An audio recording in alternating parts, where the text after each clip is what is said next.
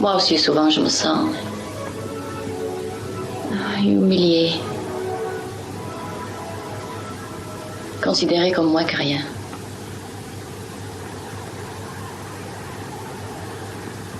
Mon mari ne me parle pas. Il donne des ordres. Le jour et la nuit.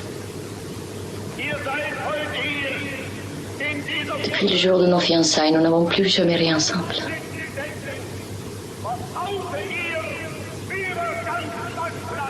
Lui, il va rire ailleurs, avec d'autres. Mais comment il n'était pas fidèle? Je te prenais pour une épouse heureuse, sans histoire. Fidèle. À la patrie. Fermez la porte dernière fois. Merci.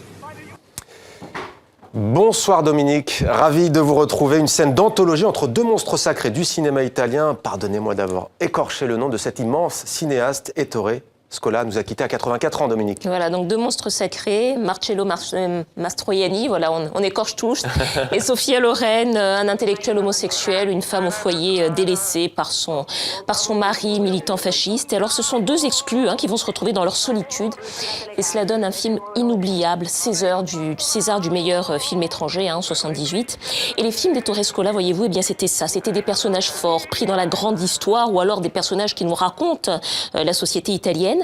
On va écouter ce que dit Ettore Scola lui-même de son métier. C'était lors d'une interview en 1991. On écoute. Je n'ai jamais fait un film, à mon avis, qui soit complètement détaché par les problèmes qui m'intéressaient autant que citoyen, pas seulement autant que metteur en scène. Et en plus, c'est une caractéristique du cinéma italien, plutôt que du cinéma français, par exemple. Et Dominique, un cinéma qui n'est jamais détaché des problématiques sociétales ou encore historiques. C'était donc ça, cette fameuse comédie à l'italienne. Oui, c'est ça. C'est un type de cinéma qui raconte les relations entre un individu, l'histoire, sa société, mais toujours avec de l'humour ou des sentiments. Chacun des films donnait lieu à cela, comme par exemple ce grand film où nous sommes tant aimés, qui raconte l'histoire de trois amis, d'anciens militants antifascistes, tous amoureux de la même femme, confrontés aux déceptions amoureuses et politiques aussi. Et puis aussi, on voit ça dans Affreux, sale et méchant, l'histoire d'une famille dans les bidonvilles de Rome. Et d'ailleurs, pour ce film-là, Scola avait vraiment fait l'économie des bons sentiments, ce qui avait expliqué aussi que le film avait été pas forcément très bien reçu à sa sortie. En tout cas, c'est un cinéma politique, au sens noble du terme. Alors, Scola n'était pas le seul à faire ce type de cinéma, mais c'est vraiment lui qui est passé maître dans cet art de la comédie à l'italienne. Et c'est pour ça qu'avec sa mort, eh bien, c'est vraiment un pan de l'histoire cinématographique du XXe siècle qu'on est en train d'enterrer avec lui. On va écouter ce qu'on dit l'historien du cinéma, Jean-Antoine Gini. Donc ce qu'on enterre, c'est ces cinéastes italiens, on n'est pas le seul à savoir manier cette alchimie délicate qui mélange l'humour et le drame selon un dosage dont on se demande si le secret ne va pas se perdre avec sa disparition. Ces cinéastes étaient d'abord des observateurs. Dans le cas de Scola, c'était même d'abord des scénaristes, c'est-à-dire des gens qui avaient observé, réfléchi, écrit sur cette société italienne, qui venaient tous du néoréalisme, c'est-à-dire de ce grand moment où le cinéma italien se fait l'observateur aigu de la société italienne au lendemain de la Seconde Guerre mondiale, et qui ensuite sont toujours restés dans cette veine d'observation. Quelqu'un qui, en fond, se posait un peu comme une conscience morale de son pays, et le vieillissement lui avait donné cette autorité.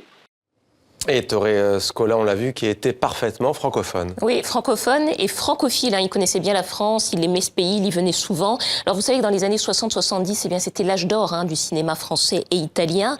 Scola a fait tourner beaucoup d'acteurs français, Trintignant, Reggiani, Fanny Ardant.